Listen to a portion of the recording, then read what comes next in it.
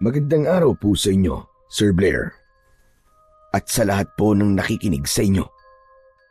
Isa po ako sa mga tahimik na taga-subaybay ng channel ninyo. Hindi po ko nagpapalampas ng kahit na isang upload, lalo na po kung tungkol sa mga aswang. Kung bakit?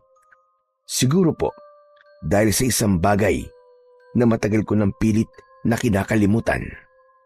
Isang bagay na nangyari sa amin ng kapatid kong si Nuno, na noon ay 8 taong gulang pa lamang at ako naman ay 16. Maaga kaming naulila dahil nasunog ang bahay namin at doon namatay ang aking mga magulang. Mula noon, kami na lang ni Nuno. Namumulot kami ng basura para kami ay mabuhay.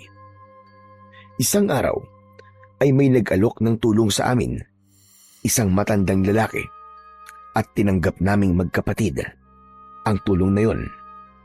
Pero mali ang naging desisyon namin. Nagtiwala kami sa matandang yon, pero dinala lang kami sa isang sitwasyong sumubok sa lakas namin, sa tapang at sa hangganang kaya naming tawirin para mabuhay. Ako nga pala si Jed. At ito ang aking kwento. Malakas ang hangin ng gabing yon. Pabugso-bugso ito. Dahilan upang mahirapan ako sa pagtutulak ng kariton namin. Sinulo ang kapatid ko. Nasa tabi ko. Nakakapit sa laylayan ng aking maruming t-shirt. Medyo nagbabadya na pumatak ang ulan. Bilisan natin maglakad. Baka abutan pa tayo ng bagyo.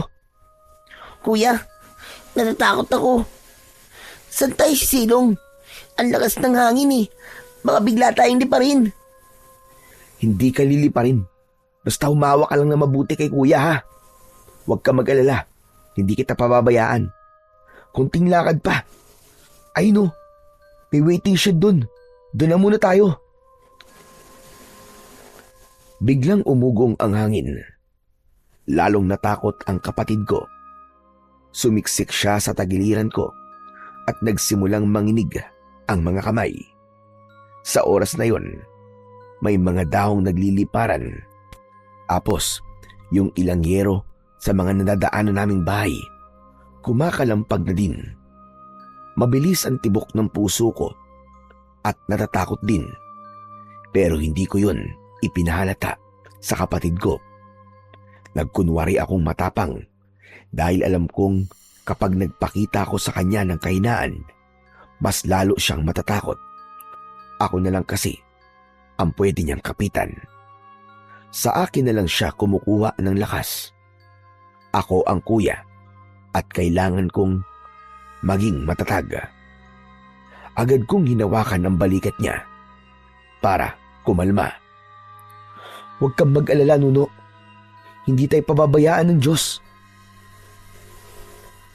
Habang naglalakad kami papunta sa waiting shed, bigla kong naisip kung gaano kahirap ang naging buhay namin. Halos magpipitong taon na rin kami na kaming dalawa lang. Namatay kasi sa sunog ang aming mga magulang. Mula noon, kami na lang dalawa ng kapatid ko ang magkasama. Nabuhay kami sa kalsada. Wala namang kaming ibang mauuwian dahil natupok ang bahay namin dahil sa sunog. Wala din kaming ibang malalapitan dahil yung mga kamag-anak namin ayaw nila kaming tanggapin. Ang kariton namin ang tanging yaman namin ng kapatid ko. Yun ang ginagamit namin sa paghahanap buhay. At doon na rin kami natutulog saan man kami abutin ng dilim. Mahirap maging basurerong gala. Madalas pa kaming harangin ng mga sindikatong bata. Kapag minamalas, inaagaw nila yung laman ng kariton namin o kaya naman ay yung pera na napagbentahan namin ng mga kalakal. At minsan, pati pagkain namin, kinukuha din nila. Payat ako, payat din si Nuno. Hindi namin magawang lumaban sa kanila. Kuya, malapit na tayo. Bagya pa akong nagulat nang bigla akong kalabitin ni Nuno. Ha? Oo nga no. Sige, bilisan pa natin. Ayan na yung ulan. Lumalakas na. Kaya nga kuya itong karito natin, paano na? Baka liparin to ng hangin. Hindi to liliparin. Mabigat to, Nuno. Tsaka hawak ko. Kung niliparin man to, ako munang niliparin bago siya. Natawa ng konti ang kapatid ko. Saka sumiksik ulit sa akin. Hanggang sa biglang bumuhos na ang malakas na ulan. Mabilis kaming nabasa ni Nuno. Pero habang naglalakad kami, may napansin ako. May parte ng daan na hindi binabagsakan ng ulan. Doon ay may nakatayo. Parang anino. Hindi ito gumagalaw. Bigla akong kinilabutan. Sinubukan kong ibaling ang tingin ko sa ibang direksyon. Pero parang hinihila ang mga mata ko pabalik doon. Kuya, basa na ako. Bakit ka biglang tumigil? Narinig ko si Nuno. Pero nanatili akong tahimik habang pinagmamasdan yung kakaibang nakita ko. Kuya, nilalamig na ako. Doon lang ako napatingin sa kapatid ko. Nakita ko, basa na ang kanyang damit. Nagsisimula na ring manginig ang kanyang katawan dahil sa labis na lamig. Kuya, natatakot ako. Huwag kang matakot, Nuno. Bagyo lang to. Sanay na tayo sa ganito, di ba? Ang importante, magkasama tayong dalawa. Hinawakan ko ang braso niya at mabilis ko siyang hinila papunta sa waiting shed na ilang dipa na lamang ang layo. Humahampas na ang ulan at hangin. Halos itulak kami. Pagdating namin sa waiting shed, mabilis kong itinulak paloob ang kariton. Wala kaming kasama doon. Dalawa lang kami ni Nuno. Nakaupo sa malamig na sementong sahig habang nasa tabi namin ang kariton. Lalong lumakas ang ulan. Para itong ibinubuhos. Ganon din ang hangin. Parang umuugong. At kahit nasa silong kami ng waiting shed, yung tubig ay pumapasok pa rin at nababasa kami. Ang problema pa, pakiramdam ko, anumang sandali ay maaari nang sirain ng bagyo ang bubong nito. Kuya, baka mabuwala tong waiting shed. Hindi yan, Nuno. Matibay to. Dito na muna tayo hanggang sa umina ang ulan. Pero kahit sinabi ko yon, hindi ko maiiwasang tumingin sa paligid. Ang mga ilaw sa poste, nawalan na ng sindi. Tapos yung kalsada, halos di mo na makita dahil sa lakas ng ulan. Hinila ko si Nuno, palapit sa akin. Nuno, dito ka lang sa tabi ko. Maya-maya pa, biglang may napansin akong kakaiba. Sa di kalayuan ay nakita ko ulit yung parang tao na nakatayo. Pinilit kong wag pansinin yon. Nuno, bumikit ka lang muna para hindi ka masyadong matakot. Pero hindi nakinig si Nuno. Napansin ko na nakatingin na din siya sa tinitignan ko kanina. Kuya, may tao ba dun? Saan? Wala naman ah. Ayun o, gumagalaw siya papunta dito. Nuno, ano ba? Huwag kang ang turo ng turo. Saka huwag ka na lang tumingin. Pumikit ka na lang. Bakit kuya? Ano ba yun? Wala kang nakikita, Nuno. Imagination mo lang yun.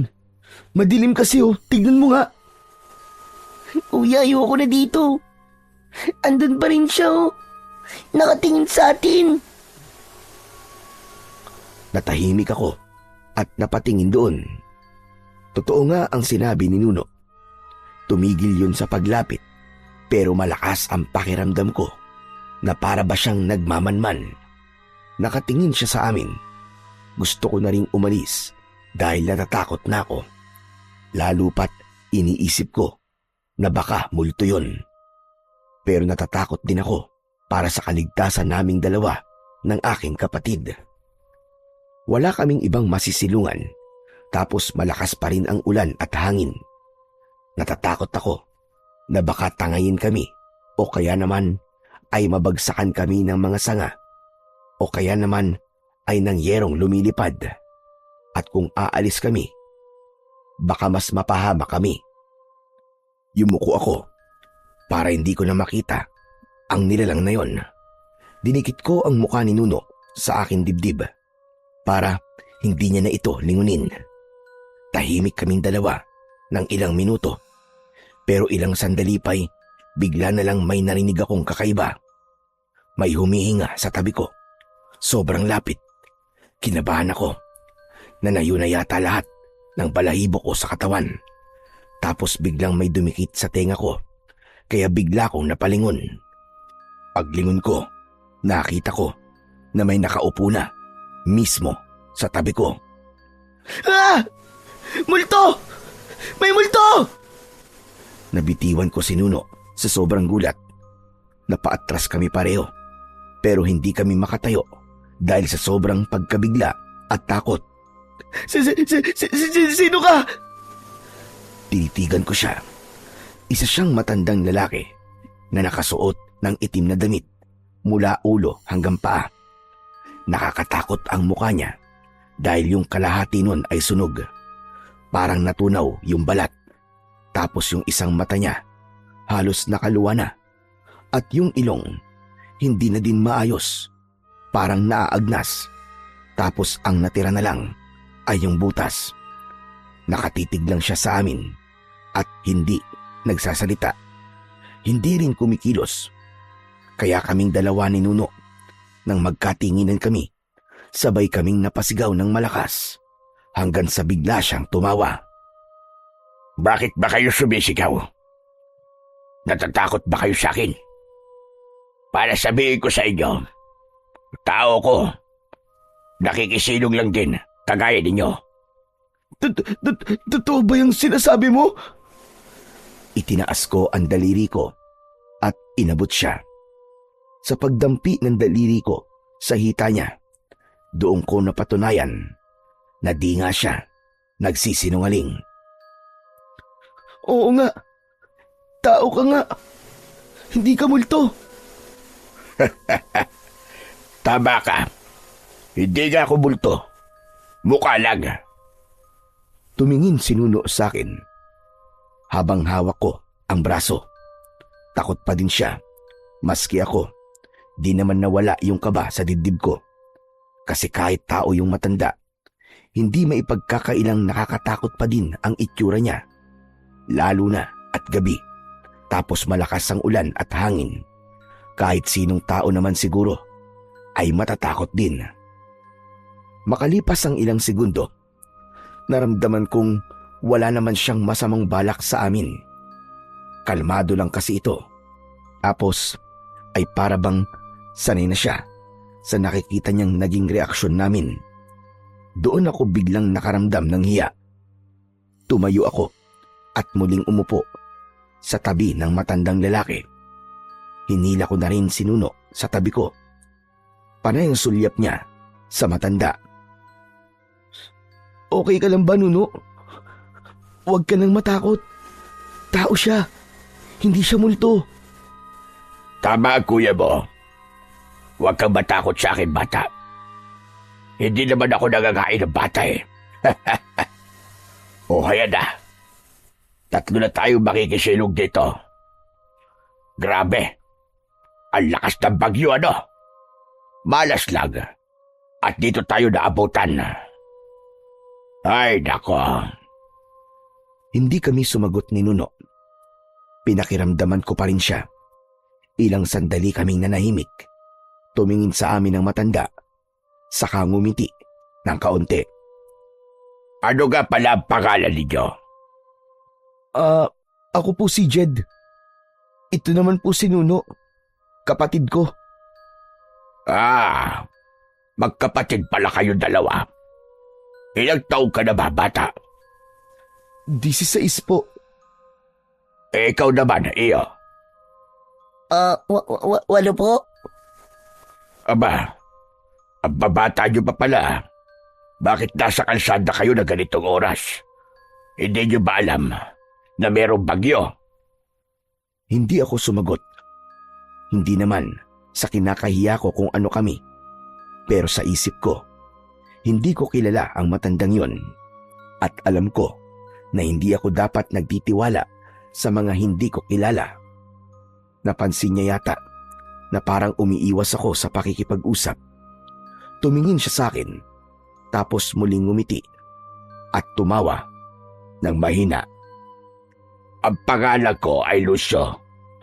Pwede niyo akong tawagin na Tandang Lucio. O kaya naman Lolo.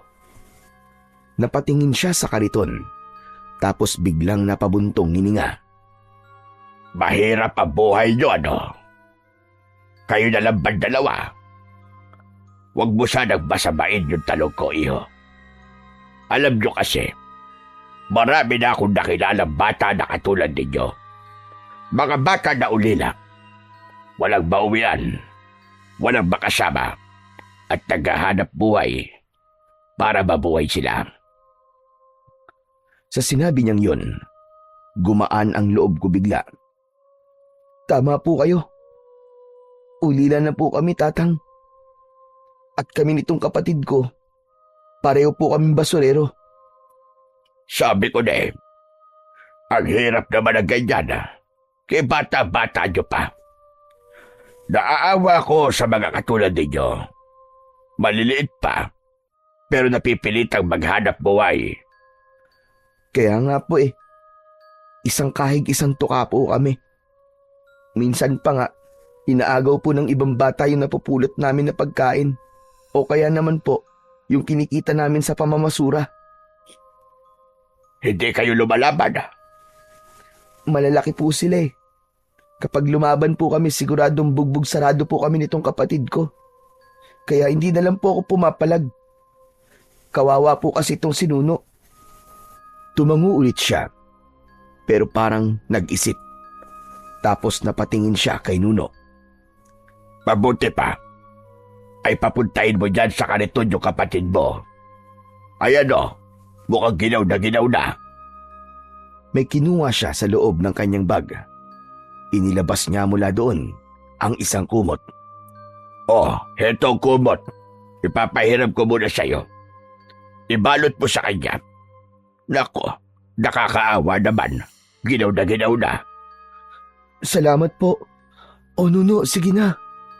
Diyan ka na muna sa loob ng kariton. Tapos subarin mo na lang yung basa mong damit para mabawasan ang ginaw na nararamdaman mo. Sinunod naman kagad ni Nuno ang mga sinabi ko. Unti-unting humupa ang panginginig niya. Nuno? Ayos ka na ba dyan? Oo, kuya. Salamat. Sige na, matulog ka na muna. Babantayan ka na lang ni kuya. Ipinikit na ni Nuno ang kanyang mga mata at sinubukang matulog. Ilang sandali lang, nakatulog na nga ang kapatid ko. Medyo gumaan ang pakiramdam ko sa pagkakataong yon. Tapos biglang umubo ang matanda. Muli akong napalingon sa kanya. Tatang, pwede po ba ako magtanong? Bakit po kayo nandito?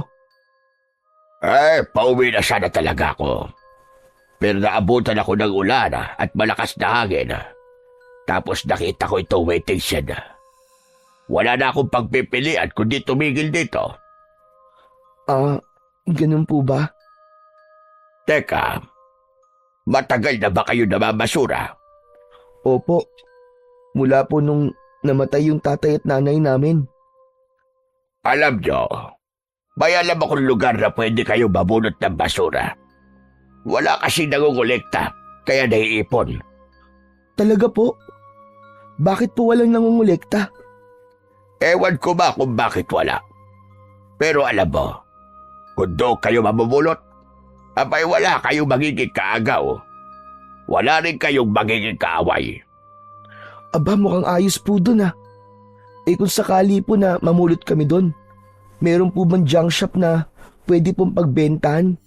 Baka naman kaya walang namamasura po dun dahil wala pong bumibili. Meron. May junk shop sa kabilang baryo. Talaga po? Oo nga. Saka alam mo, maraming nakakalat doon sa tambakan ng mga bakal.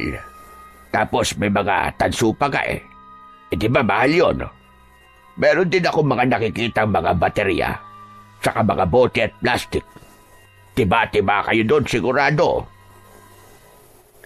Mukhang hindi na nga po kami magugutom ni Nuno kapag nagkataon. Talagang hindi na. Paano naman po kami makakapunta doon, Tatang? Pwede ko kayong isabay pag uwi ko bukas. Siguro naman tapos na itong bagyo na ito kinabukasan. O ano? Sasama ba kayo sa akin? Bukas po. Naku plano ko pa pong mamulot dito bukas eh. Kasi alam nyo kapag ganitong bagyo tapos bumaha, dun malaki ang kinikita namin. Marami po kami napupulot na pwedeng ibenta. Kung sasama po kami sa inyo bukas, sayang naman po yung pagkakataon na kumita po kami ng malaki. Ano ba pinaghihinayangan mo iyo? Hindi ba nga sinabi ko sa'yo, mas malaki ang kikitain mo sa baryo namin. Katulad yan, di naman dito palagi bumabagyo o bumaba. Kung doon, aba, araw-araw, fiesta kayo magkapatid. Tumigil ako saglit at nag-isip. Alam kong may punto si Tandan Lucio, pero hindi ko rin maiwan yung pagkakataon na dala ng bagyo. Hindi madaling magdesisyon. Hindi ko alam kung alin ang mas dapat piliin. Yung oportunidad ba na sinasabi niya o yung agarang pangangailangan naming magkapatid na kumita ng pera. O ano? Anong desisyon mo, bata? Sasama ba kayo? Ano po kasi? Alam ko na naguguluhan ka. Pero iyo, bukas na ang uwi ko sa amin. Kung hindi kayo sasabay sa akin, wala lang magtuturo sa inyo ng daan papunta doon. Sayang ang pagkakataon. Ilang beses akong napalunok at hindi ko alam kung ano ang sasabihin ko sa matanda. May kubo rin ako doon. Pwede kayong tumira muna sa bahay ko habang nagsisimula kayo. Talaga po? Patutuloyin niyo po kami sa bahay niyo? Oo. Bakit parang hindi ka yata makapaniwala? Tinitigan ko si Tandan Lucio. Tama siya. Hindi talaga ako makapaniwala at hindi ko lubos na maisip na may taong handang mag-alok ng tulong sa amin ng tirahan. Bigla ako naging emosyonal. Tapos, ang saya ko nang marinig ko yung mga sinabi niya. Matagal na ho kasi kaming pag-alagala sa kalsada, Tatang eh. Wala po kaming lugar na matawag naming amin. Minsan nga po, pakiramdam po namin. Hindi na po tao ang tingin sa amin ng iba. Na para bang katulad na lang po kami na mga pinupulot namin. Mga basura. Napatitig sa akin ang matanda. Nakita kong kumunot ang noo niya, pero hindi siya nagsalita. Kaya nagpatuloy ako.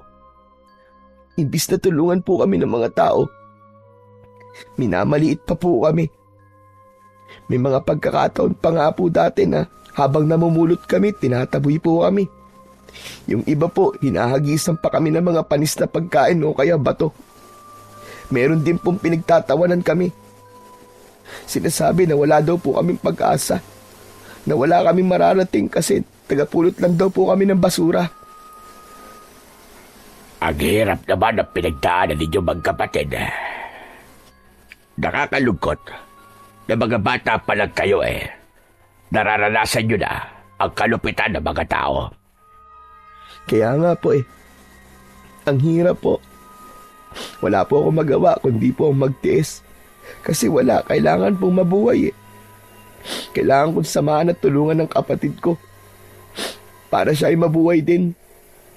Alam niyo po, iniisip ko nga po madalas, kung hanggang kailan po kami ganito. Kung may pagkakataon pa ba kaming umahon o hindi na. Tumingala ako sandali. Sinubukan kong pigilan ang aking mga luha. Kaya nung sinabi niyo po na pwede po kaming tumuloy sa inyo, ang una pong pumasok sa isip ko, bakit? Bakit niyo kami tinutulungan? Hindi po ako sanay na may nagmamalasakit po sa amin. Dahan-dahan siyang lumapit sa akin at marahang hinawakan ang balikat ko. Mahaba-haba ang sinabi mo. Halata ko madami ka talagang hinanakit sa mundo. Kaya siguro hindi ka makapaniwala na may mga tao pa rin na marunong magmalasakit. Siguro nga po, Tatang. Alam mo, hindi mo kontrolado ang tingin ng tao, pero kontrolado mo kung paano ka lalaban sa buhay. Kapag naghihirap ka, matuto kang tumanggap kapag may nagbibigay. Hindi naman niya kahinaan eh. Karapatan mo rin matulungan. Kaya tanggapin mo na ang ano ko sa'yo.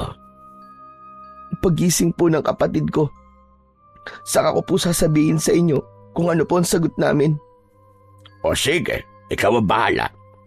Pero alam mo, doon sa baryo namin, hindi kayo doon ipagtatabuyan. Hindi rin kayo pagtatawanan. Sa amin, masaya ang mga tao kapag may dayo. At sa totoo lang, kapag nandun na kayo, tiyak ko, kayo ang magiging pinakamahalaga sa amin. Po? Ano pong ibig sabihin nun? Ngumiti si Tandang Lucio. Ang ibig kong sabihin, mababait ang mga tao doon. Kayo din po mabait. Pero baka naman po may kapalit yan. Wala iyo. Walang kapalit. Sandali siyang napabuntong hininga. Sabay naging seryoso ang mukha niya. Hindi ko kayo tinutulungan dahil may gusto ko kapalit. Tinutulungan ko kayo kasi kaya ko at dahil dapat kayong tulungan. Ang sa akin lang ay gusto kong ipakita sa inyo yung totoong kabutihan. Kaya huwag kang matakot. Nang matapos niyang sabihin yon, biglang bumugso ang malakas na ulan at para bang bawat minuto, mas tumitindi ang hampas ng hangin. Parang anumang sandali ay bibigay na talaga ang waiting shed. Takot na takot ako at lamig na lamig.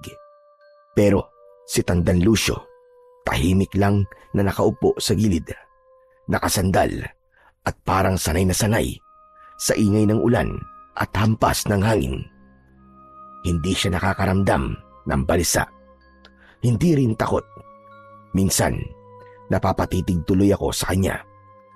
Ako, nanginginig na sa lamig, pero siya, kampante pa din. Makalipas ang ilang oras, unti-unti nang humina ang ulan at hangin. Madilim pa rin ang paligid, pero medyo kalmado na. Hindi na masyadong nakakatakot. Tumingin sa akin ang matanda. Pwede ka nang matulog. Ako na magbabantay sa inyo. Huwag ka mag-alala. Hindi ko kayo pababayaan. Sige po. Maraming salamat po, Tatang. Sinubukan kong sumandal sa dingding at ipinikit ang aking mga mata. Hindi ko alam kung gaano ko katagal sa posisyong yon at hindi na malayan na ako'y makatulog. Kinabukasan, pagmulat ko ng aking mga mata, una kong napansin si Tandang Lucio na nakaupo pa rin sa sulok ng waiting shed. Dilat na dilat ang mga mata niya at medyo namumula. Siguro dahil sa puyat sa magdamag. Nang gumalaw ako, agad niya akong napansin. Mabuti na ba nagising ka na iyo? Yung kapatid mo, kanina pagising. Ho, gising na po si Nuno. Nasan po siya? Agad kong sinulyapan ang kariton. Pero wala na doon ang kapatid ko. Nandyan lang yun sa tabi-tabi. Baka naglalaro. Pero hindi po aalis yun nang hindi po nagpapaalam sa akin eh. Umalis eh. Ang sabi niya kanina, hayaan ka na lang daw muna na matulog. Kaya hinayaan kita. Ano? Hindi pwede to. Asan po ang kapatid ko? Ang sabi niyo babantayan niyo kami tapos pinabayaan niyo pong umalis. Aalis na sana ako sa waiting shed para hanapin si Nuno. Pero bigla ko natigilan nang mapansing tila may pulang marka sa labi ng matanda. Nang mapansin niyang nakatingin ako, agad niyang dinilaan ang labi niya at binura ang markang yun. Bigla kong kinilabutan. Iba ang tinatakbo ng utak ko ng mga oras na yon. Tinitigan ko siya. Inisip ko na baka masamang tao talaga siya o baka kinain niya ang kapatid ko. Naisip ko yun dahil ngayong mas maliwanag na ang paligid, mas malinaw kong nakita ang kabuuan niya. Mas nakakatakot siya kapag maliwanag. Matalim tumingin ang mga mata niya. Pakiramdam ko, kaya niya akong kainin ng buhay. Napaatras tuloy ako nang wala sa oras. Tumingin siya sa akin. Walang reaksyon ang kanyang muka. May problema ba? Kanina ka pa nakatitig sa akin. Wala po. Gusto ko lang po sana kayong tanungin kung saan po gumawi yung pasaway kong kapatid. Susundan ko po siya eh. Bago pa siya makasagot, may batang sumulpot mula sa likod ng waiting shed. Magandang umaga, kuya. Buti naman at gising ka na. Sarap ng tulog mo ah. Nang masiguro kung sinuno nga yung batang sumulpot, agad ko siyang nilapitan at niyakap. Ikaw talaga? Saan ka ba nagpunta? Akala ko kung napaano ka na eh. Sana man lang iginising mo ko bago ka umalis. Kinabahan ako dun ah. Sorry, kuya. Ano kasi, dumiskarte ako ng damit na may susuot natin. Dumiskarte? Anong ibig mo sabihin dumiskarte? Ito po oh. Oh, saan galing to? Naku, wag mong sabihin dumekwat ka na naman dyan sa tabi-tabi ha. He, oo kuya. Doon oh, sa banda doon. May nakabukas na bahay tapos walang tao. Pumasok ako at naganap ng may susuot natin. Ito kuya oh, para sa'yo. Kulay kahil ang ibinigay niya sa aking t-shirt. Nakangiti siya habang iniaabot yon. Pero ako, hindi ako natuwa sa ginawa niyang yon. Nuno, di ba sinabi ko sa'yo? Hindi tama ang manguha ng bagay na hindi sa'yo. Pag nanakaw ang tawag doon, isang krimen yun. Gusto bang makulong? Hindi po. Pero kasi kuya, kanina pa ako nilalamig eh. Wala akong maisuot na damit kasi basa pa yung damit ko. Tapos ikaw, naawa din ako sa'yo. Kaya kahit alam kong masama, ginawa ko na. Pero Nuno, mali to. Isoli mo to. Kawawa naman yung mga batang may-ari ng damit na ninakaw mo. Sandali lang. Pwede ba akong makisali sa usapan yung dalawa? Bakit po? May sasabihin po ba kayo? Oo. Gusto ko sana sabihin na huwag mo nang pagalitan ang kapatid mo. Totoo naman na sinabi niya eh. Kailangan nyo ng tuyong damit. Kaya hayaan mo na. Pero kailangan po niya malaman na masama po ang ginawa niya. Oo. Tama ka naman doon. Pero Jed, humingi na siya na sorry kanina pa. Oo kuya, nag-sorry na po ako. At kung kulang pa, sorry po ulit. Hindi ko na po uulitin kuya. O siya, sige. Huwag mo nang uulitin to ha. Masama to. Opo. O siya, mabuti pa ay magbihis na kayo. Lalo ka na Jed, kakain tayo. Sigurado ko gutom na kayo. Nagkatinginan kami ni Nuno. Nahihiya kaming umuo. Pero dahil alam naming dalawa na wala kaming pera, napansin ng matanda na natahimik kami. Kaya dinugtungan niya. Libre ko kayong dalawa, kaya wag na kayo mag-alala. Madami po kayong pera, lolo? Meron, pero hindi naman ganun kadami. Sakto lang. O siya, tara na kumain tayo. Kailangan kasi na busog kayo bago tayo bumiyahe pa uwi. Biyahe? Bakit po? Hindi pa ako tapos magsalita nang biglang sumabat si Nuno. Ako na po yung sumagot, kuya. Sinabi ko po kay Lolo na oo. Ano, Nuno? Bakit ka pumayag kagad? Kuya, huwag na natin tanggihan si Lolo. Kawawa naman eh. Ano? Kawawa? Paano naman siya naging kawawa? Di ba, Lolo? Ang sabi mo kanina, mag-isa ka na lang sa kubo mo, kaya gusto mo kaming isama? Napatingin ako sa matanda. Yun ang sinabi mo sa kanya? Ngunit imbis na sumagot siya, si Nuno ang muling sumabat. Sabi niya sa akin, kuya, kanina, meron daw siyang kasamang apo noon, kaso nagkasakit tapos namatay. Nalulungkot daw siya. Ang sabi pa niya, naaalala daw niya sa akin si Roger. Kung buhay pa daw kasi yun, baka magkasing edad kami. Hindi mo sinabi sa akin, tatang na may apo ka. Pasensya ka na. Hindi ko na ikwento kagabi. At alam mo naman yung sitwasyon. Saka itong kapatid mo, daig pang investigador ko magtanong. Kaya, sagot na lang ako ng sagot. Sige na, kuya, pumayag ka na. Sumama na tayo kay Lolo. Ang sabi pa niya, ituturing daw niya tayong tunay na apo. Hindi na tayo mahihirapan. Hindi na rin tayo magiging palaboy kasi may tutuluyan na tayong bahay. At may Lolo pang kasama. Natigilan ako. Hindi ko inaasahan yung excitement na makikita ko sa mga mata ng kapatid ko. Kaya naman, nagdesisyon na ako. Okay na, sige na. Sasama na tayo kay Lolo pag uwi. Halos magtatatalon ang kapatid ko sa tuwa. Para siyang bata na nakatanggap ng regalo na hindi niya inaasahan. Kaya lang, kung sasama kami sa inyo, Lolo, paano po tong kariton namin? Isasakay po ba to sa sasakyan? Nako, hindi. Iwanan nyo na yan dito. Hayaan nyo lang may makapulot para mapakinabangan ng iba. Po, hindi po pwede. Yan po ang kabuhayan namin eh. Papalitan ko na lang.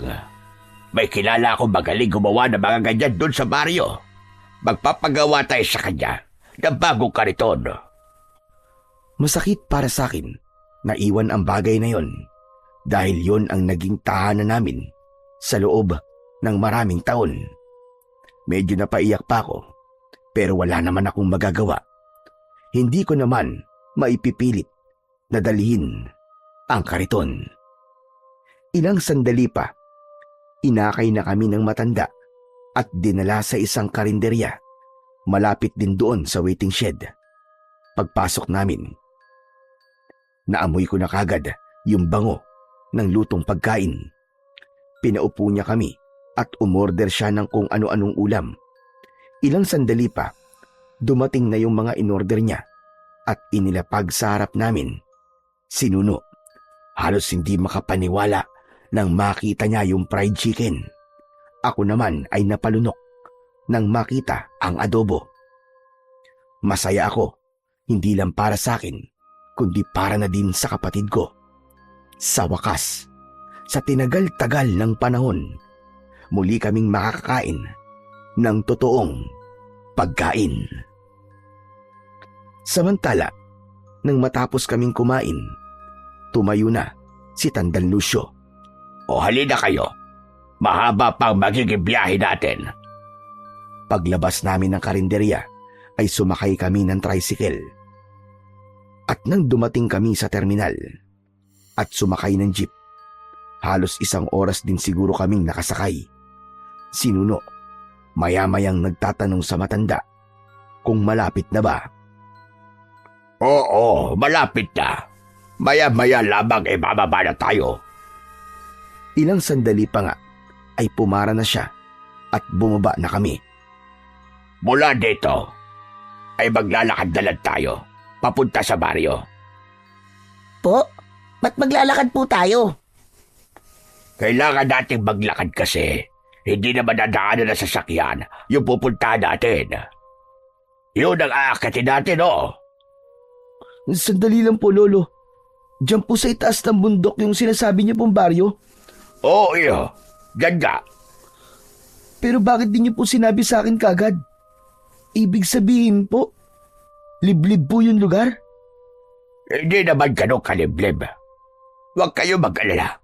Magiging masaya kayo doon. Ano, tara na. Medyo nag-alinlangan akong sumama. Nasabi ko tuloy sa akin sarili na baka nga siguro walang namamasura sa lugar na yon ay dahil mahirap itong puntahan ng kahit na sino.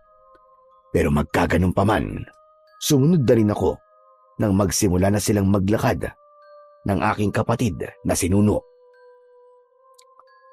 Sa simula ay ayos pa, pero habang tumatagal, nagiging makitid ang daan at maputik. Kumakapit ito sa tsinelas ko. At sa bawat takbang, di iisang beses na muntikan pa akong madulas. Tapos masyadong masukal sa magkabila ang gilid. Marami ding paliko-liko. Maya-maya pa, bigla akong natigilan nang mapansin kong tumigil si Nuno at namulot ng mga bato. Tapos habang umaakyat kami, inihuhulog niya ang mga ito isa-isa. Nuno, ano ba yung ginagawa mo? Wala lang kuya. Naiinip kasi ako eh. Mukhang mahaba-haba pa lalakarin natin eh. Hindi naman malayo. Sandali na lang ay naroroon na tayo. Kunting tiis na lang, mga apo. Aakyat pa po ba tayo sa tuktok ng bundok, Lolo? Hindi naman. Malapit na talaga, huwag na kayong mainip. Siguro akala nyo naliligaw na tayo, ano? Shortcut lang kasi to. Para hindi na tayo dadaan doon sa isang baryo. Ah, okay po. Wala kaming nagawa ni Nuno, kundi ang sumunod na lamang sa matanda. Naramdaman kong pagod na ako. Pero pagtingin ko sa kapatid ko, parang wala itong kapaguran. Nakangiti pa nga ito habang paakyat. Parang ang taas ng energy. Samantalang sa aming dalawa, siya itong mahina, madaling mapagod at hingalin. Nagpatuloy kami sa paglalakad. Paakyat pa rin, pero maya-maya ay may nakikita na akong paisa-isang bahay. Napabuntong hininga ako at nasabi ko sa sarili ko na sa wakas, mukhang malapit na nga talaga kami. Pagkalipas ng ilang sandali, may nakita na kaming arko. Santa Barbara ang nakasulat doon. Oh, ganito na tayo. Pagdaan namin sa ilalim ng arko, naramdaman kong parang biglang nag-iba ang hangin. Tapos parang sobrang tahimik ng lugar. Wala akong makitang aso na gumagala. Wala ring kambing, pusa at iba pa. Wala ring naglalaro na mga bata. Walang nagchichismisang matatanda. Bigla tuloy akong napamasid sa paligid. Yung mga bahay, sarado. Pero alam kong may mga tao sa loob at nakasilip. Kuya, bakit parang ang tahimik dito? Tama siya. Masyadong ang tahimik ang lugar. At nakakabingi ang katahimikang yun. Ang baryo ay liblib na liblib. Parang hindi naaabot ng anumang klaseng modernisasyon sa ibaba. Parang nasa ibang mundo. Natakot ako. Aatras na sana kami. Pero may biglang sumalubong na lalaki sa amin. Payat siya. Maputi ang buhok at mukhang mas matanda pa kay Tandang Lucio. Paglapit niya, agad itong yumuko. Nag-usap sandali ang dalawa.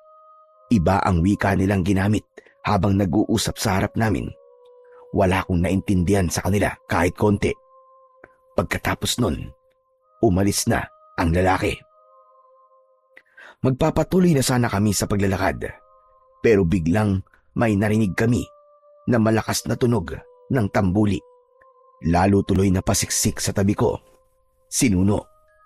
Kuya, Huwag kayong matakot. Ganyan talaga ang pagbati dito. Kapag may tumunog na tumbuli, ibig sabihin, may dumating na panauhin at malugod nila kayong tinatanggap. Pagkasabi niya nun, biglang nagbukas ang mga pinto ng bahay. Lumabas ang mga tao. Tahimik silang lahat. pero nakangiti sila sa amin. Hindi sila nagsasalita, hindi rin lumalapit, parang humilera lang sa tabi ng daan. Bakit hindi po sila nagsasalita? Ganyan talaga dito. Pero huwag kayo magtaka o mag-alala. Mababait silang lahat. Masaya mga yan kapag may dumarating. Kaya huwag kayong kabahan. Okay? Opo. Okay. Sige. Tara na. Muli siyang naglakad at kami ni Nuno. Nakasunod lang. Pagdating namin sa dulo ng daan, tumigil siya sa harap ng isang malaking bahay. Ito na bahay ko. Tuloy kayo. Nagulat ako sa sinabi niya. Hindi ko inakala na ganito ang bahay niya.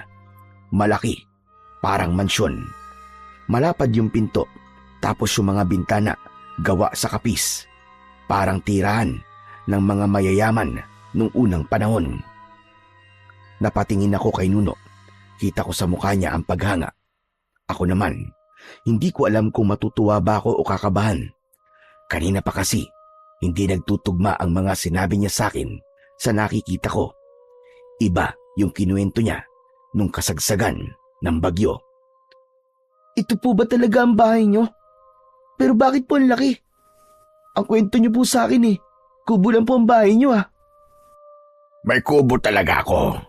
At madalas, doon ako nagpapalipas ng oras. O kaya naman, kapag maalinsangan, doon ako natutulog. Kasi, malamig doon at mahangin. Yung kubo na kinikwento ko sa'yo, nasa bukid ko. Pero ito ang tunay kong bahay. Ang ganda po, Lolo. Di namin akalain na mayaman pala kayo. Tumawa lang ang matanda. Tapos ay pumasok na kami sa loob ng bahay. Ang bahay na ito, parang bahay nyo na rin. Kung ano ang meron dito, pwede nyong gamitin. Pati mga pagkain, pwede nyong kainin. Talaga po, Lolo?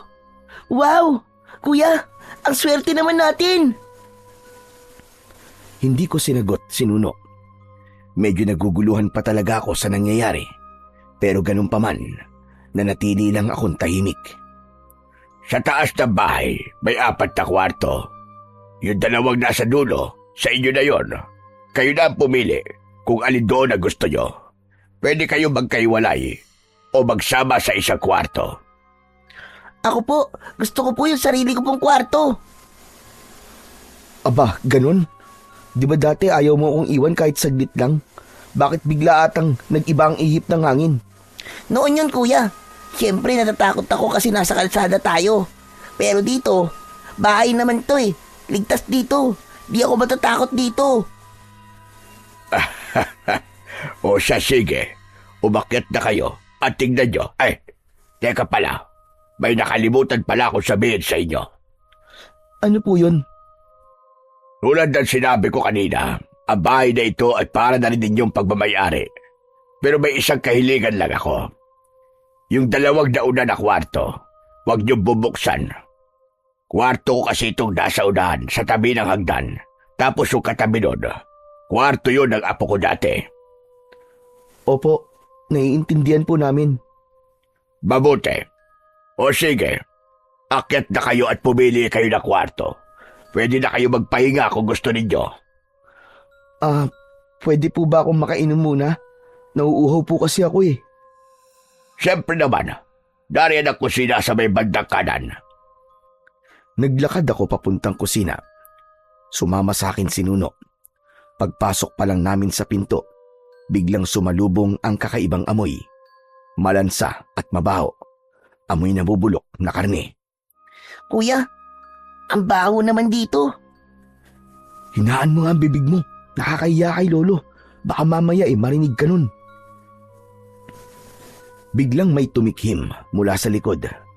Nakita ko ang matanda na nakatayo sa likod ko. Di ko na malayang nakasunod pala siya. Alam kong narinig niya ang sinabi ni Nuno. Akala ko magagalit siya, pero ngumiti lang siya na para bang walang narinig. Samahan ko na kayo. Narito ang tubigan. Tara, dito kayo. Dinala niya kami sa mismong kusina. Doon mas lalong umalingasaw ang mas tumapang na amoy. Ang baho naman ng kusina mo, Lolo. May patay na daga ba dito? Walang patay na daga dito, Apo. Ang naaamoy ninyo ay pindang na karne. Hayan nakasabit sa taas ng kalan. Medyo may amoy talaga yan kasi hindi pa masyado napapatuyo sa usok. Halos sabay kaming napatingala ng kapatid ko at nakita namin yung mga piraso ng karne na nakasabit nga sa itaas. Inuuod na ito. Tapos yung iba, gumagalaw-galaw pa. Halos masuka kami ni Nuno sa aming nakita. Huwag kayo bandire. Alam nyo bang napakasarap ng pagkain na yan at mas lalong sumarap pag mas maraming uod, mas malasa at mas malinamnam. Pwede kong iluto ang isa dyan para matikman ninyo. Naku lolo, wag na po. Oo, mga basurero lang po kami at kumakain po ng pagkain na papulot namin sa basurahan. Pero hindi po ako kakain ng pagkain inuud. Nakakasuka po. Ako din po. Ayoko po niyan. Ang baho eh. O siya, ayos lang. Hindi ko kayo pipilitin. Nagulat ako nang bigla siyang tumawa. Hindi ko inakala na hindi siya mapipikon sa inaasal naming magkapatid. Hindi rin siya nagalit. Tradisyonal na pagkain yan dito. Ang proseso ng pagpapausok ay ginagawa para mapreserba ang karne, para hindi kaagad masira. May ganun po? Hala, ngayon ko lang po nalaman yun. Oo naman. Eh bakit hinahayaan niyo po magkauod? Hindi po ba yan nakakasakit ng tiyan? Alam mo, sa ganyang proseso, normal lang na magkauod. Matagal kasi pinapausukan at pinapatuyo yan dyan. At kapag nagsimula na matuyo ito, nagkakaroon ng bahagi na medyo mamasa-masa. Kaya nagkakaroon ng uod.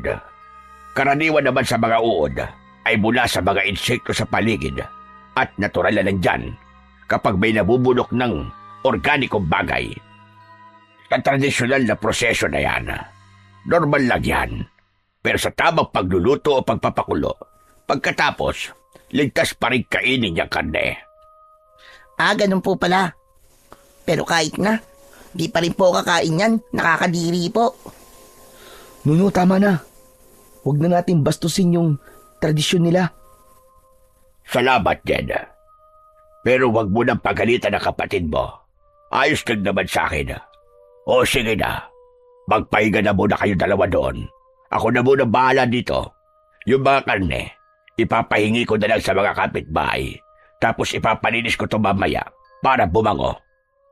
Sige po, pasensya na po ulit lolo ah. Pagkatapos naming uminom, ay umakyat na kami sa itaas. Pagdating namin sa dulong kwarto, sabik na binuksan ni Jed ang pinto. Kulay asul ito. Medyo simple lang yung ayos nito, pero may malaking kama. Parang hindi niya nagustuhan. Nang buksan naman namin yung kabilang kwarto, doon medyo mas maliwanag yung kulay. Tapos may mga drawing yung pader. Meron ding mga nakatambak na ilang laruan. Dito na lang ako, kuya. Sigurado ka? Kaya mo matulog na mag-isa dito? Opo, matanda na ako eh. Iniwan ko na siya doon at ako naman ay bumalik sa mas malaking kwarto. Agad akong nahiga sa napakalambot na kama. Nang sandaling yun, nakaramdam ako ng saya. Ang lambot kasi, tapos mabango pa. Malayong malayo ito sa dating higaan namin ni Nuno na inilatag lang na kariton sa gilid ng kalsada. Ilang sandali pa, nakatulog na ako. Ilang oras ang lumipas, bigla akong nagising. May naramdaman akong gumalaw sa tabi ko. Pagmulat ng aking mga mata, nakita ko si Nuno. Tulog siya sa tabi ko. Pagtingin ko sa nakabukas na bintana, nakita kong madilim na ang paligid. Oh, bakit nandito ka, Nuno? Akala ko ba doon ka sa kabila? Ayoko na doon, kuya. Maingay. Ha? Anong maingay? Basta kuya maingay. Ang daming nagsasalita tapos bulong sila ng bulong. Nagtaka ko. Walang ibang kasama si Nuno sa kwartong yun. Subalit nakita kong seryoso ang muka ng kapatid ko. Saka hindi siya marunong magsinungaling. Nuno, ano bang sinasabi nila? Ang sabi, ilang araw na lang daw magkakaroon na naman ng pista dito sa baryong to. Talaga? Bakit parang di ka masaya? Di ba gustong gusto mo ng piyesta? Nung nasa bayan tayo, palagi ka nagpapadala sa akin sa peryahan. Tapos pangarap natin makasakay ng mga rides, di ba? Opo kuya. Kaso, hindi raw masaya ang piyesta dito sabi ng mga bumubulong. Paano di masaya? Umiiyak sila kuya. Kasi masakit daw. Masakit? Anong ibig mong sabihin masakit? Hindi ko alam kuya. Basta, naririnig ko lang silang nag-uusap-usap. Kahit hindi ko sila nakikita. Baka naman nananaginip ka lang. Hindi po. Imposible po managinip ako kasi hindi naman ako nakatulog. Maingay nga po sila. Hindi ko alam kung bakit at paano nagagawang magsalita ng kapatid ko ng mga bagay na ganon. Pero habang nakahiga kaming parehas sa kama, yung dibdib ko, sobrang bilis ng tibok. Magulo ang isip ko. Nakakaramdam na din ako ng takot, pero si Nuno, parang hindi naman. Ilang sandali pa, bigla kong naalala, si Lolo Lucio. Hindi ba nagpunta si Lolo Lucio dito para gisingin tayo? Hindi po. Ang sabi ng bumubulong, wala siya dito kanina pa. Ano? Pero ang sabi niya, di ba, maghahanda siya ng makakain natin? Bakit kuya, nagugutom ka na ba? Medyo pero kaya ko pa naman. Sanay naman tayo sa gutom. Kaya nga kuya, ako rin. Hindi naman ako nagugutom. Kung ganun, itulog na lang natin to. Pumikit na ang kapatid ko. Samantalang ako, nanatiling nakatulala sa kisame. Hindi pa man nagtatagal, narinig ko na siyang humihilik. Medyo natawa pa nga ako dahil kabilis niyang nakatulog. Kinuha ko ang kumot. Naramdaman ko kasing medyo malamig, kaya balak ko siyang kumutan. Ngunit nang ilalagay ko na, may napansin akong nakalagay sa kanyang leeg. Isang kwintas na gawa sa balat ng hayop. Dahan-dahan kong hinila yon mula sa loob ng kanyang t-shirt. May palawit ito na parang buto pero matigas. Natigilan ako. Hindi ko alam kung saan ito nakuha ng kapatid ko. Gusto ko sana siyang gisingin para tanungin, pero mahimbing na ang kanyang tulog. Binitiwan ko ang kwintas at hinayaan ko na lang kasi mukhang hindi naman yun mukhang mahalaga. Tinakpang ko na siya ng kumot. Inayos ko na rin ang sarili ko, pero paglingon ko sa may bintana, parang may napansin akong malilikot na anino na kanina pa pabalik-balik. Dahan-dahan akong tumayo at lumapit sa may bintana. Hindi ko binuksan. Sinilip ko lang mula sa maliit na puwang. Sa ibaba, sa gilid ng bakuran, nakita ko si Tandang Lucio. May kausap siyang lalaki. Nakasombrero ito, kaya hindi ko makita ang muka. Pero halata sa tindig na mas bata siya kaysa kay Tandang Lucio. Umalis ka dito. Hindi kita kailangan. Matagal ka nang itinakwid dito, kaya lumayas ka. Aalis ako. Pero pagbigyan mo muna ang hilig ko. At bakit naman kita pagbibigyan? Pinaghirapan ko yon, tapos ibibigay ko na sa'yo. Tigilan mo na to. Hindi mo alam ang ginagawa mo. Alam ko ginagawa ko, kaya wag mo kong turuan. Sige na, umalis ka na, bago pa kita ipahabol sa mga aso. Hindi ako takot sa mga aso mo may pakpak. Pero kung gusto mo dito, sige bahala ka. Pero babalik ako dito para paulit-ulit na ipaalala sa'yo na masama ang ginagawa mo. Walang masama sa ginagawa ko. Meron. At alam kong hindi niya gusto ang ginagawa mo. Kaya nakikiusap ako, tama na. Patahimikin mo na. Huwag ka naman damay ng mga inosente. Huwag mo kong pakialaman.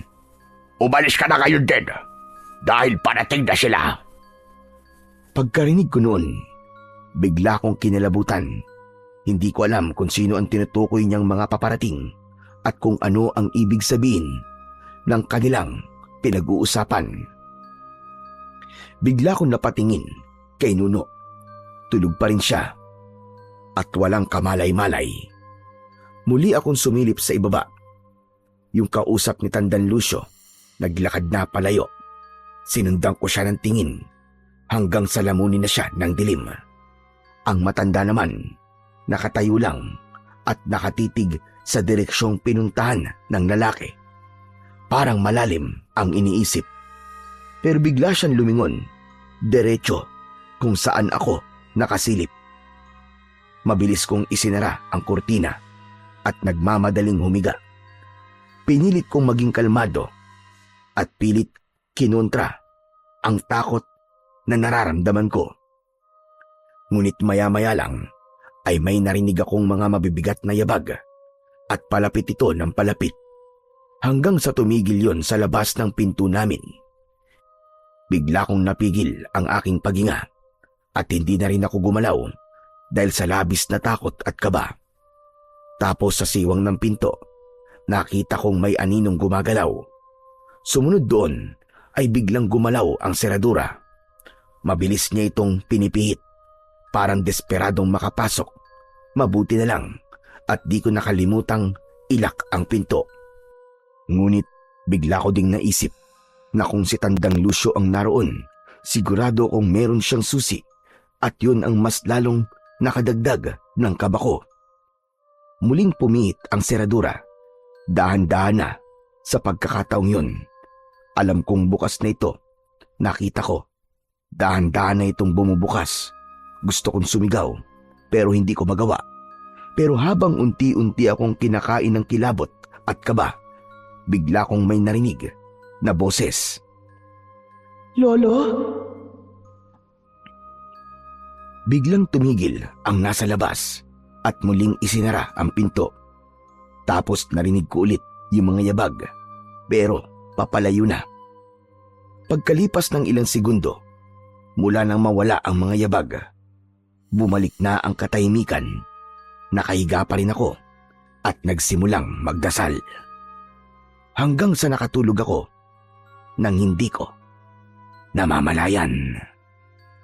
Kinabukasan, pagmulat ng mga mata ko, agad kong tinignan si Nuno. Pero wala na siya sa tabi ko. Bigla kong napabalikwas, kumaripas ng takbo. Wala akong pakialam kung madapa ako dahil sa pagmamadaling bumaba. Nuno! Nuno, nasan ka? Nuno! Pagkababa ko ng hagdan, ay wala pa ring sumasagot. Mas lalo akong kinabahan.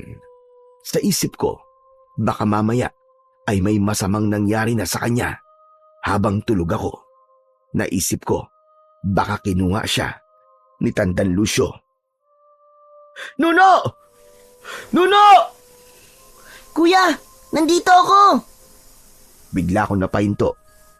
Pagtingin ko sa may papuntang kusina, nandun ang kapatid ko, nakatayo, nakangiti. Magulo pa ang kanyang buhok. Pagkakita ko sa kanya, para akong nabunutan ng tinik sa aking dibdib. Diyos ko, andiyan ka lang pala. Buti naman. Oo kuya, kumakain na ako eh. Pasensya ka na, di na kita ginising kanina kasi ang sarap ng tulog mo eh. Nagugutom na ako, kaya nauna na ako bumaba. Ganun ba? Bago pa muling makasingit, si Nuno, lumitaw sa likuran niya si Tandang Lucio. Halatang bagong gising din ito. Halina, sumabay ka na sa amin kumain. Muli nang pumasok ang dalawa. Agad naman akong sumunod. Pagpasok ko sa kusina, nakita ko ang lamesa. Ang daming nakalagay na pagkain. Parang may handaan.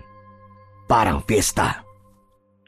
Pasensya na kayo kagabi kung hindi ko na kayo napakain. May biglaan kasi akong pinuntahan. Madaling araw na ako nakauwi. Okay lang po yun, Lolo. Kasi bawing-bawi naman po ngayong umaga. Ang sarap po ng mga luto nyo. Tumawa ang matanda, ngunit nang makita niya akong nakatayo pa rin at walang imik, muli niya akong inaya. Hinila pa niya ang isang upuan para sa akin. Dahan-dahan akong umupo habang ang mga tingin ko nakatutok kay Nuno na punong-puno ang bibig na kumakain. Bakit pa nagtahimik ka? Ayaw mo ba yung pagkain? May gusto ka bang iba? Sabihin mo sa akin. Nako, hindi po, Lolo. Ang totoo nga po napakarami po ng pagkain. Hindi lang po ako makapaniwala. Nako, kumain ka na kuya. Lahat yan masasarap, promise. Sige.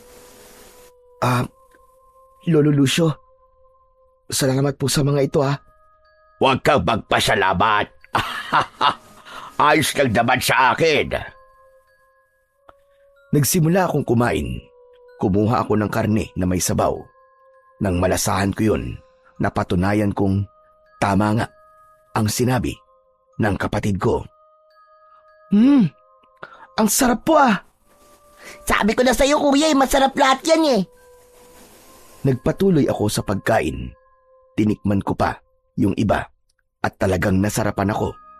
Yung mga karne ang lambot at malasa. Yung isda ganun din. Pati na yung manok. Basta masarap lahat. Madami kaming nakain ni Nuno. Tapos ako, parang unti-unti, gumaan ang loob ko. Pero habang nandun kaming tatlo sa mesa, biglang pumasok sa isip ko yung pinag-usapan namin ng matanda nung kasagsagan ng bagyo at yung tunay na dahilan kung bakit kami sumama sa kanya. Lolo, pwede po bang pagkatapos namin kumain ay ituro niyo po sa amin yung basura na sinasabi niyo? Ha? Abay, bakit naman? Kasi po, gusto ko pong mamulot ng basura para meron po kami maibenta. Para makapagbigay din po kami sa inyo pang gastos sa kinakain namin ni Nuno. Hindi naman ako naniningil, Apo. Hindi ko pababayaran sa inyo yung mga kinakain ninyo. Hindi nyo na kailangan mamasura pa. Hindi po. Nahihiya po kasi ako Kaya wag niyo po sana akong pigilan. Sigurado ka ba? Gusto mo pa ding magtrabaho ng ganon? Opo. Pero bakit? Di ba sinabi ko naman na hindi nyo ako kailangan bayaran? Marami akong pera, iho. At wala naman akong ibang pagkakagastusan. Ako ang bahalang magbigay sa inyo ng pagkain, ng damit, ng gamit, kahit ano pa. Hindi nyo na kailangan mamulot ng basura. Nagkatinginan kami ni Nuno. Parehas na napatigil sa pagkain.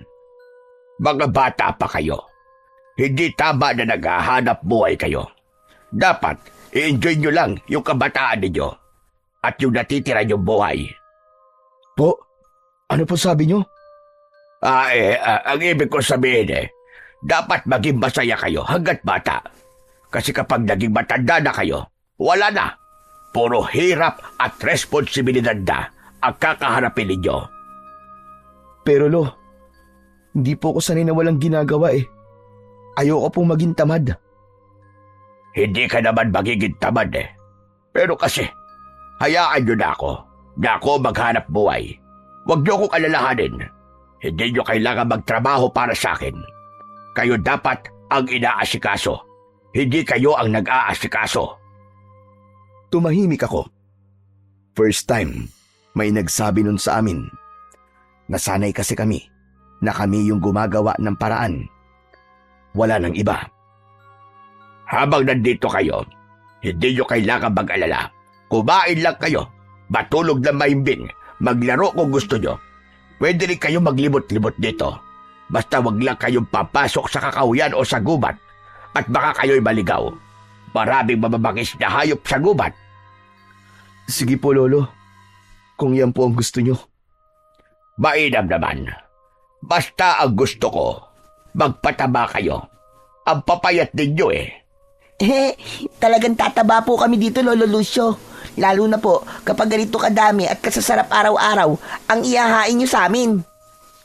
Nuno, nakakahiya. Huwag mo siya bawalan. Hayaan mo na siya. Nakakatuwa Sige na, kumain lang kayo na kumain. Makalipas ang ilang minuto, nang maubos na namin ng pagkain, nagpahinga kami sandali. Maya-maya, tumayo si Tandang Lucio at inayos ang suot niyang sombrero. O siya, mga apo. Aalis muna ako ha. May pupuntahan lang ako. Saan po kayo pupunta, Lolo? Sa bahay ng pinuno ng kapitan. May kailangan daw akong tulungan doon. Baka mamayang hapon pa ako makakauwi. Okay po. Habang wala ako, pwede kayong gumawa ng kahit na anong magagaang trabaho dito sa bahay.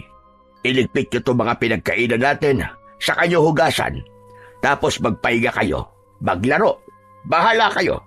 At ikaw naman, Jen, mamayang tanghali. Tutal, marami naman tayong tirang pagkain. Yan na lamang ang ihain mo mamaya sa tanghalian. At ikaw na ang magpakain dito kay Nuno. Sige po, Lolo. Ako na pong bahala. Kayang-kaya ko po yan. Mabuti kung ganon. Basta yung mga bilin ko gawin nyo. At ito nga pala si Nuno. Bantayan mo maigi. Lolo naman kaya ko po sarili ko. Di na po ako kailangan bantayan pa. Oo na. Pero makikinig ka pa rin sa kuya mo, ha? Napangiti kami pareho ni Tandang Lucio. Tapos ay kinindatan niya ako. Sige na. Babalik ako ng maaga kapag tapos na ang lahat ng gawain ko. Lumabas na siya papunta sa pinto ng kusina. Bago lumabas, lumingon siya sandali, ngumiti at kumaway. Pagkasara ng pinto, kami na lang ulit ni Nuno ang natira sa loob ng bahay. Tumayo na ako at sinimulan ang mga gawain. Pagkatapos, lumabas kami sa likod ng bahay para magpahangin. Habang naglalaro kaming dalawa, may napansin akong maliit na bodega sa may sulok ng bakuran. Lumapit ako dito ng dahan-dahan. Nang makarating, nakita ko nakabukas ng bagya ang pintuan. Itinulak ko ito. Sumilip ako sa loob. Amoy alikabok ang lugar. Tapos ang daming nakatambak na mga lumang gamit. Sirang upuan, lumang kaldero, sandok, mga bakal, bote, at marami pang iba. Naisip ko tuloy na baka matuwa si Lolo Lucio kung lilinisin ko ito. Kuya, anong ginagawa mo dito? Ano ka ba? Bakit bigla ka nalang lumilitaw? Hala, hindi naman kita ginugulat Nagtatanong lang naman ako. Ano ba kasing meron dito? Wala, basura lang to. Pero iayos natin para matuwa sa atin si Lolo Lucio. Sige kuya, tutulungan kita. Nagsimula na kaming maglinis, nagwalis, nagayos ng kalat, tinanggal yung mga alikabok sa mga kahon. Pero si Nuno, laro lang ng laro. Habang naglilinis, bigla niyang sinubukang gawing helmet yung isang lumang kaldero at yung palanggana naman ay ginawa niyang kalasag. Kuya, tignan mo. Para akong isang kawal ngayon. Aba, ayos yung costume mo Ang galing.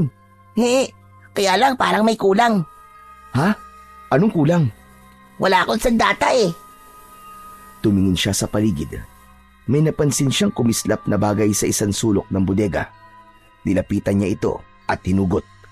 Isang sibat yun na parang sakto lang na pambata. Ano masasabi mo kuya? Ayos na ba? Kompleto na. Oo, kompleto na nga. Pero mag-iingat ka dyan sa matulis na bagay na yan Delikado yung paglaruan. Opo, mag-iingat po ako. Nagsimula siyang maglaro at magpaikot-ikot sa loob ng bodega. Pero maya-maya lang ay bigla niyang inihagis ang sibat. Naku po, huwag mong ihagis yung sibat. May kalaban kasi kuya Ano? Anong kalaban? Naglakad ako ng mabilis para makalapit sa sibat niya. Pupulutin ko na sana yon, pero nagulat ako nang makita kong may tinamaan siyang hayop. Isang ahas na may kamandag. Nagtataka ko kung paano niya nagawang maibato at tamaan sa ulo ang ahas na yon.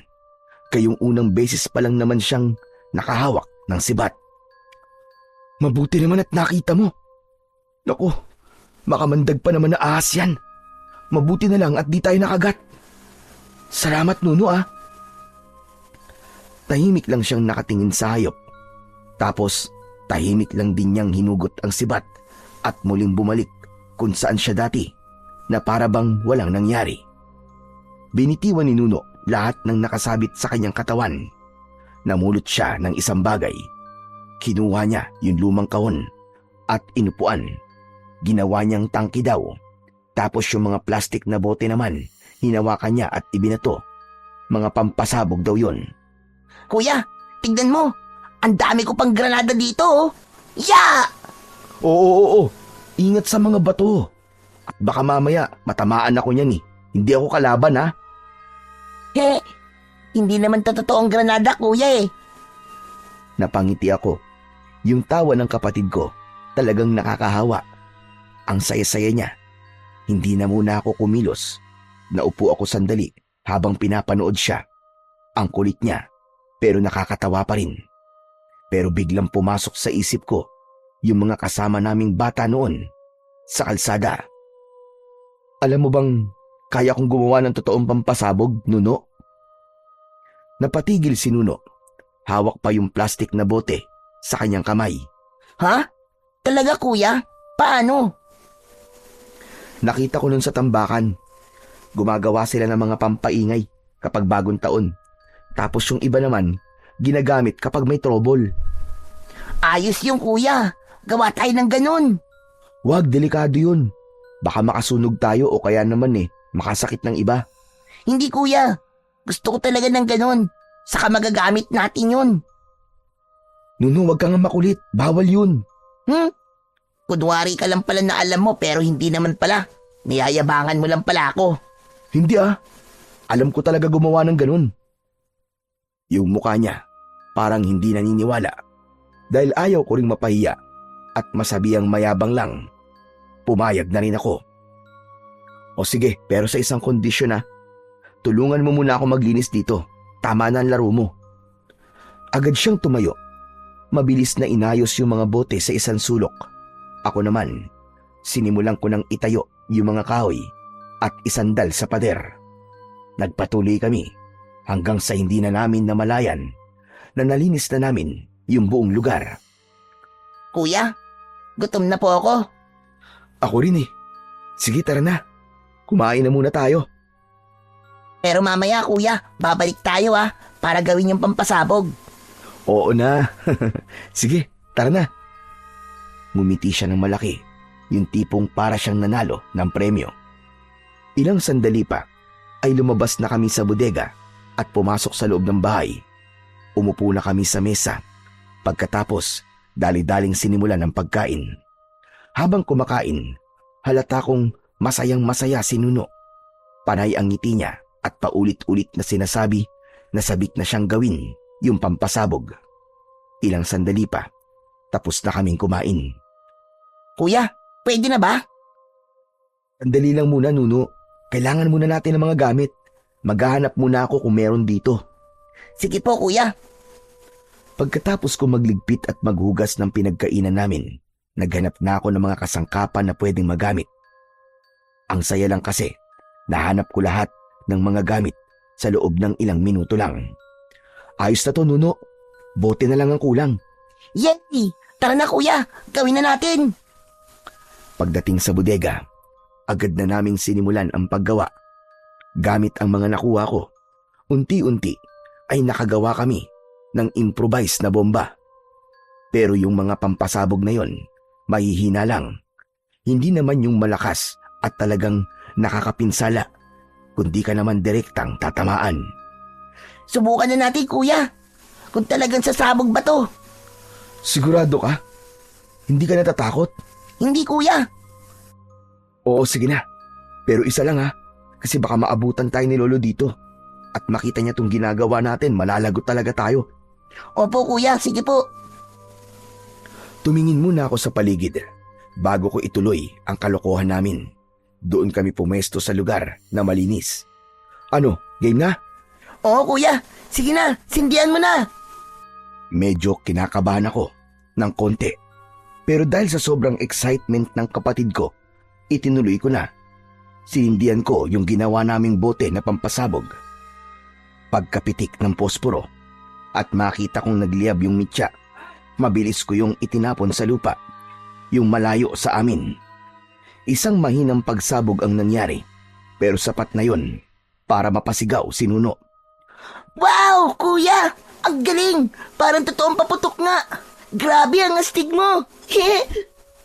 Tumalon-talon pa siya sa sobrang tuwa at halos hindi matapos-tapos kakapalakpak.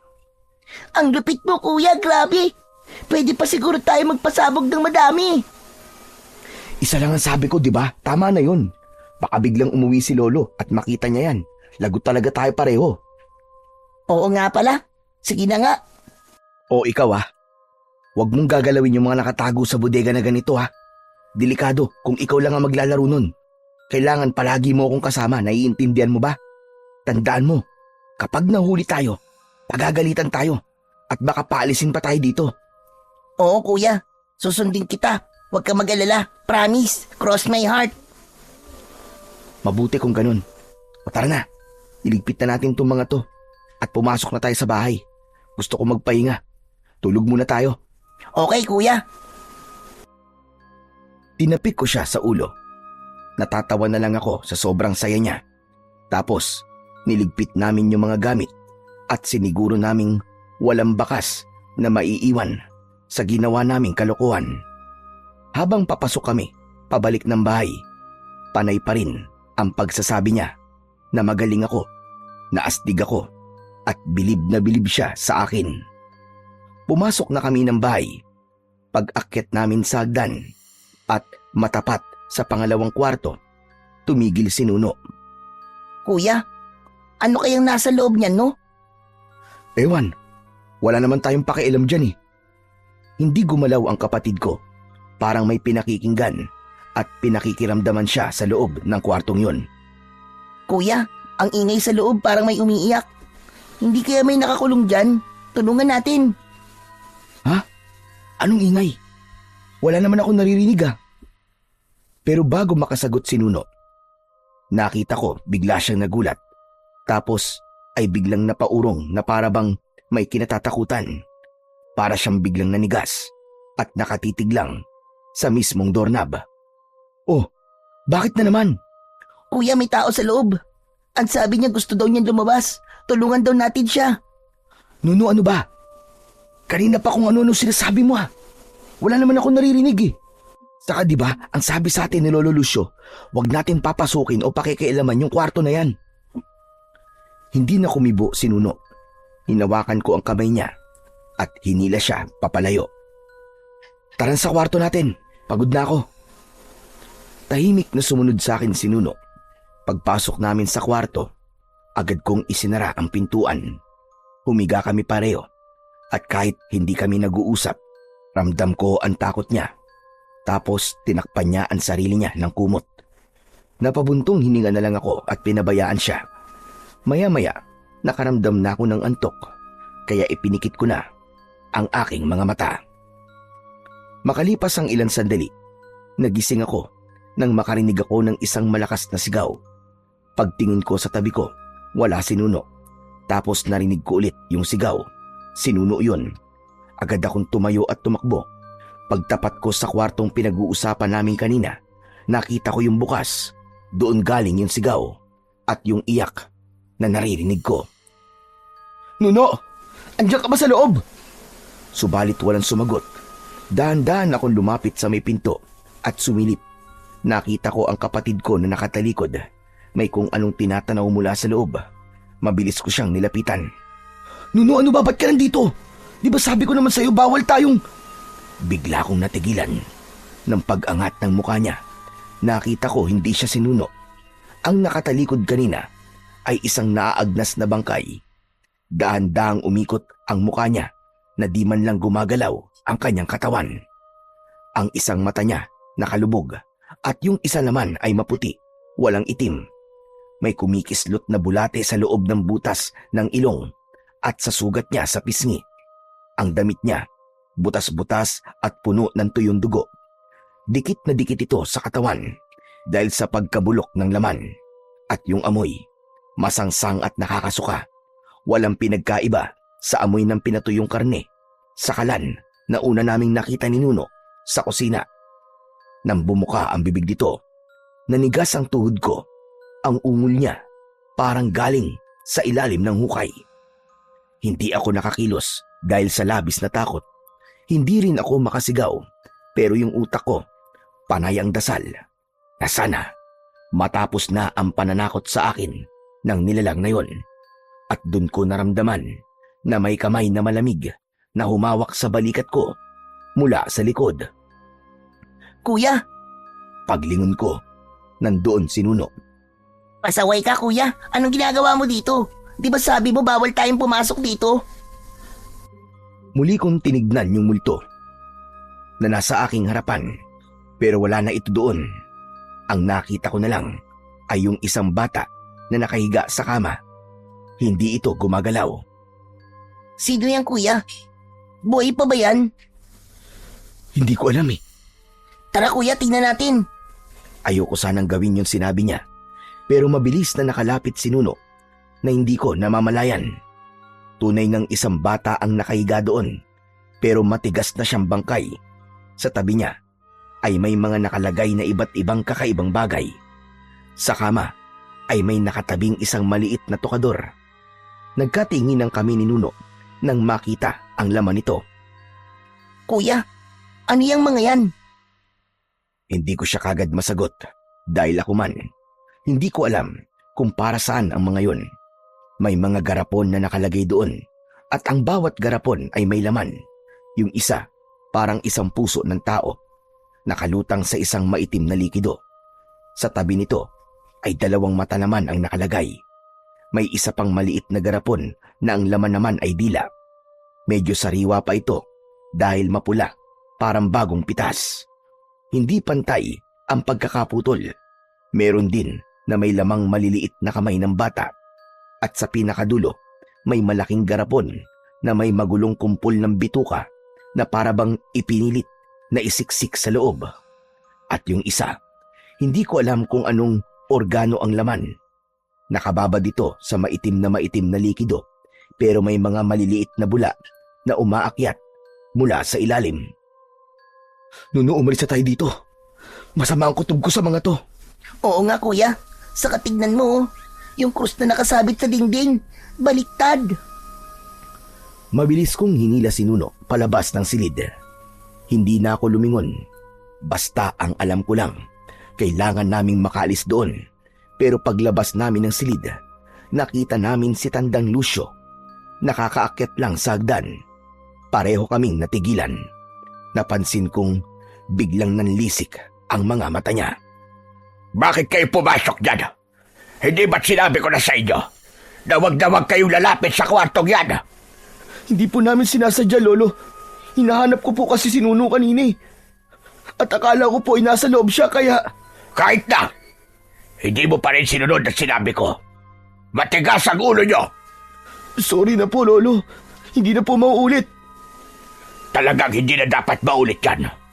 Mga pasaway kayo. Ang kapal ng mukha niyong suwayin ako. Matapos ko kayong pakainin, bigyan ng matutuluyan.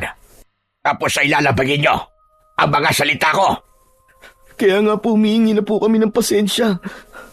Kung ganyan na ayaw niyo pong tanggapin, edi aalis na lang po kami. Para wala na pong mangiistorbo sa inyo. Para wala na po kayong pakakainin.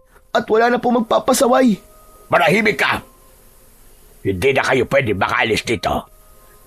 Ngayon na nakita nyo na ang sikreto ko, wala na saysay ang pagpapakitang tao ko sa inyo. Humakbang siya palapit sa amin. Sinuno. Napakapit ng maigpit sa laylayan ng aking damit. Aaminin ko na. Binili ko kayong dalawa para pagkunan ng kailangan ng apo ko. Hindi agad pumasok sa isip ko ang sinabi niya. Pero nang itinuro niya si Nuno, doon na ako kinilabutan. Kailangan ko ang paa ng batang yan at yung tega mo. Mas lalong napakapit sa damit ko si Nuno. Naramdaman ko rin ang panginginig ng kanyang mga kamay. Kayo ang napili ko dahil wala na kayong mga magulang. Wala na din kayong mga pamilya na maaaring maghanap sa inyo. Sakaling mawala kayo, yung mga tulad ninyo, ang pinakamadaling biktimahin. Kuya, Anong gagawin natin? Natatakot ako. Pinigilan ko magsalita dahil mahahalata ni Nuno na natatakot na din ako. Ayokong maramdaman niya yon dahil alam kong sa akin lang siya humuhugot ng lakas. Maya-maya pa, tinignan ng matanda si Nuno. Yung mga parte ng katawan na nakita niyo dyan sa loob, galing yan sa mga batang nauna sa inyo. Inaalay ko sila sa mga aswang dito sa baryo. Bawat isang bata na inaalay ko, kapalit doon ay ang isang parte ng katawan niya. Inuuwi ko yun dito, inilalagay sa ganapon, at hihintaying mabuo ang lahat ng organo. Ano? Ibig sabihin, aswang ang mga taga rito? Tama ka. Anong gagawin mo sa mga kinukolekta mo? Kapag nakakolekta na ako ng lahat ng parte ng katawan, gagamitin namin yun ng mga aswang para buhayin ang apo ko. Ang sama mo! Demonyo ka! Alam ko masama ako. Pero isa akong mabuting lolo. Hindi nyo alam kung gaano ko siya kamahal. Gagawin ko ang lahat para muli siyang mabuhay. Nanginig ang mga balikat niya na para bang maiiyak. Nung nasunog ang bahay namin noon, sinubukan ko siyang iligtas. Wala na akong pakialam noon masunog man ako, kahit mamatay man ako. Basta mailabas ko lang siya. Pero huli na ang lahat. Kasalanan ko. Kasalanan ko ang lahat. Dapat ako na lang ang namatay at hindi siya. Biglang humakbang siya palapit sa amin. Kaya hindi ako titigil hanggat hindi ko siya naibabalik. At para magawa yon, kailangan ko ang katawan ninyo, ang paa ni Nuno, at yung mga tega mo. Pagkasabi nun, ay agad siyang sumugod palapit sa amin ng kapatid ko. Napansin ko na puntirya niya si Nuno. Nuno! Atras! Muntik na siyang mablot ng matanda. Mabuti na lang at mabilis ko siyang sinipa sa tuhod niya. Umangal siya sa sakit at napaluhod. Mga walang utang na loob! Sinamantala ko ang pagkakataong yon. Hinila ko si Nuno. Nuno! Takbo! Bilis! Mabilis kaming bumaba ng hagdan. Pagdating namin sa ibaba, muli kaming lumingon. Naroon na sa puno ng hagdan ang kinatatakutan naming matanda. Huwag nyo nagtagkain tumakas. Hindi na kayo makakalabas ng baryong ito.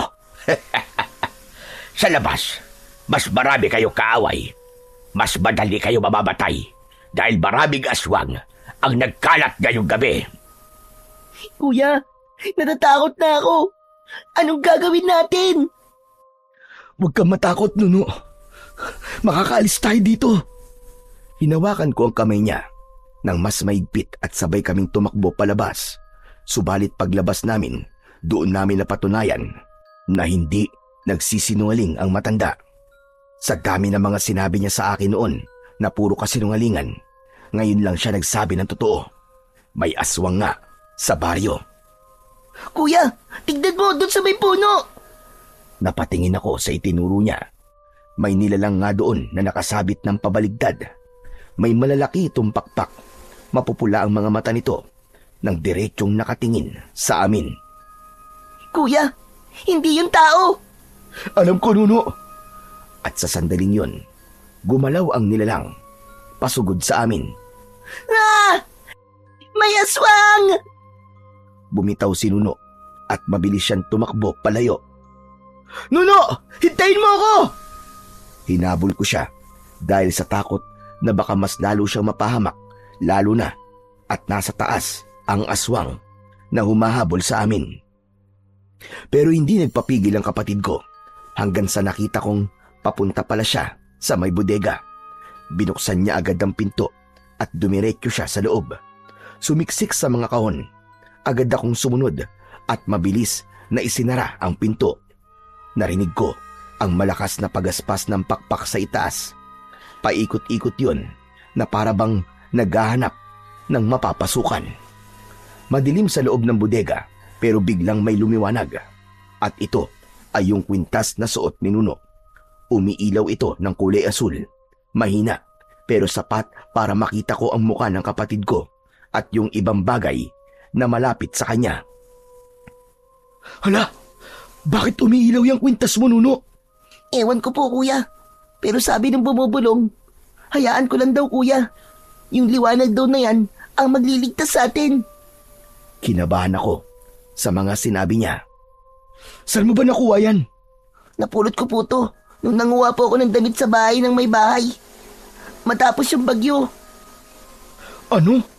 Kuya, totoo kaya yung sinasabi ng bumubulong sa akin? Maliligtas pa tayo nito suot kong kwintas? Hindi ko alam. Pero sana nga, Nuno. Sana nga ay makaligtas tayo sa impyernong lugar na to.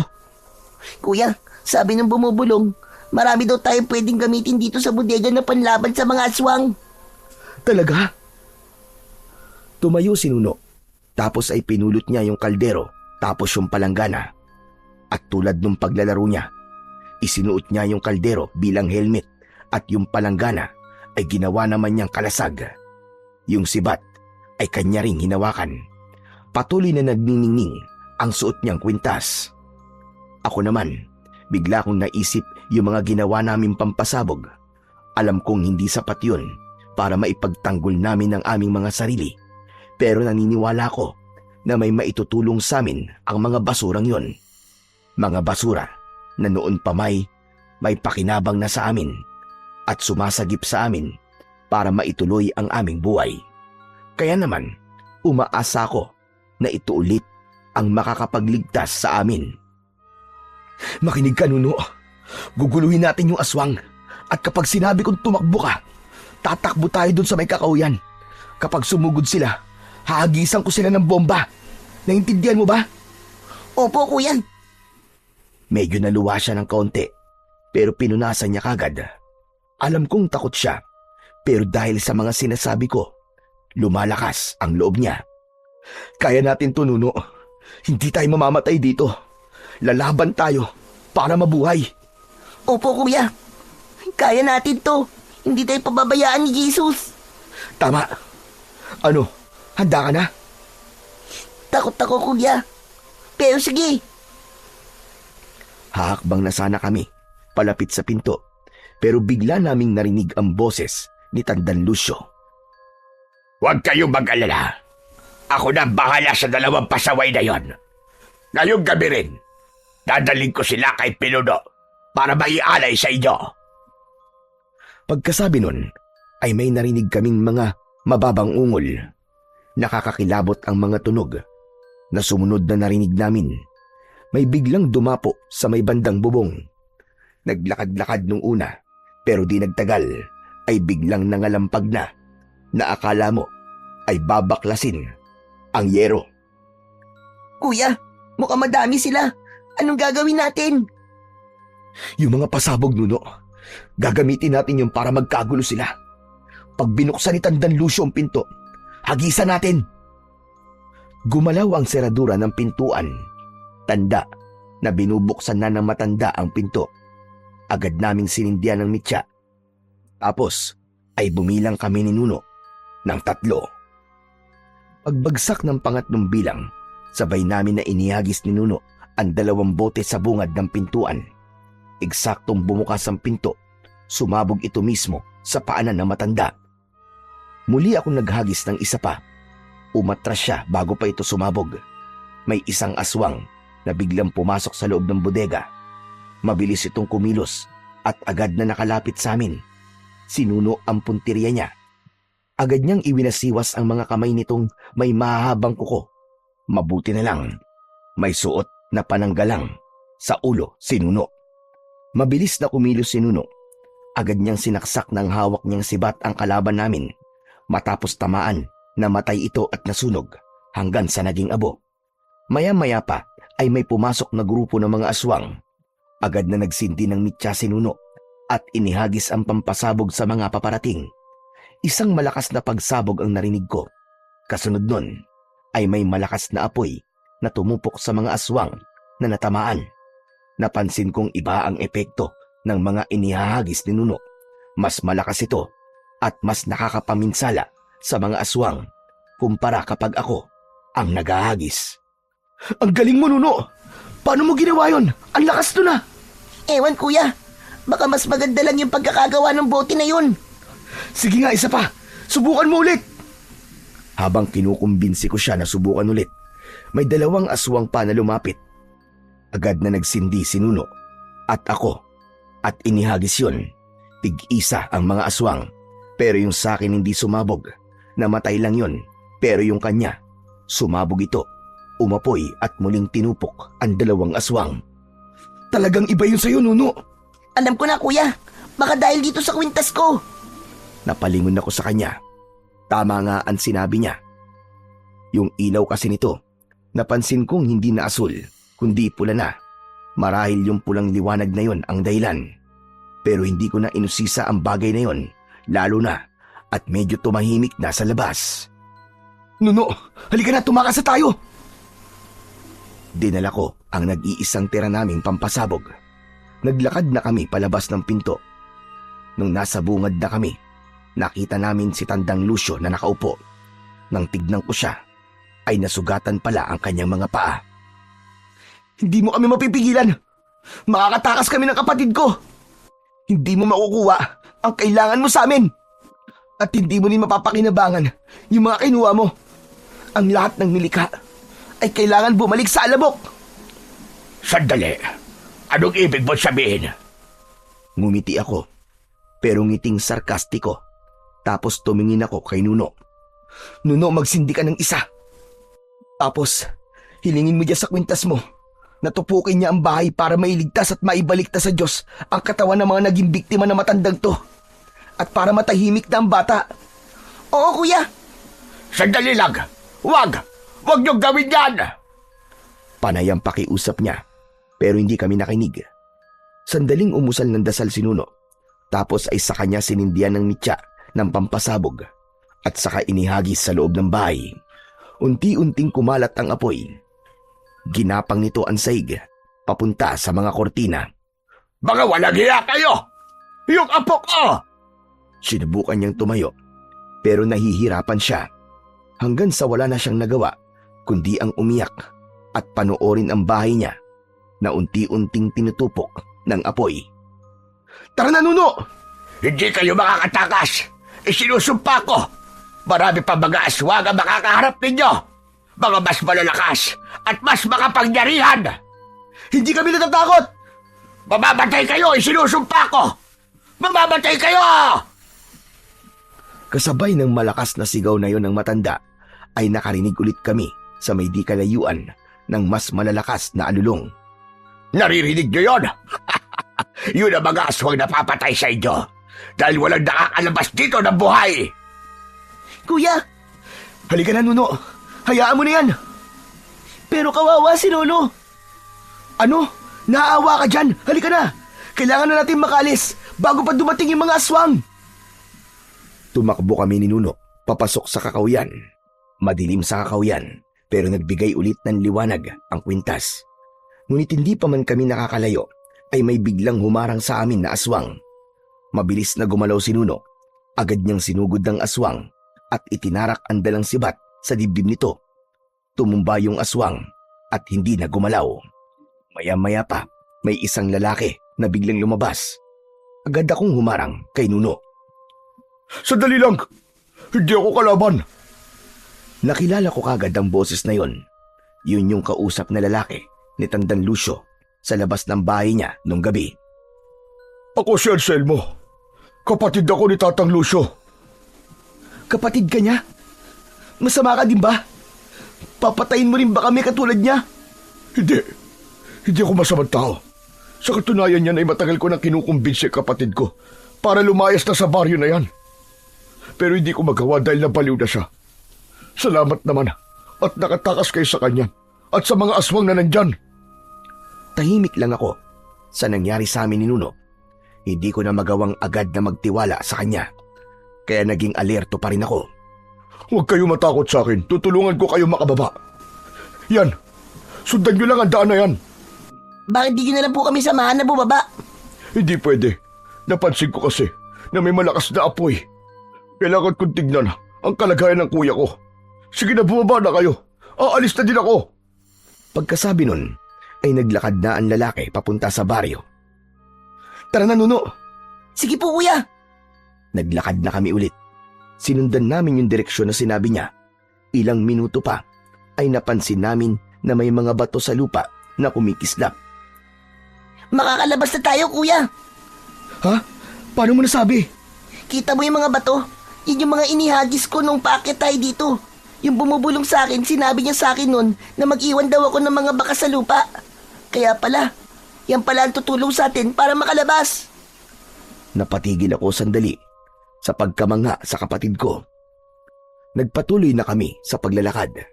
Ilang sandali pa ay nakababa na kami.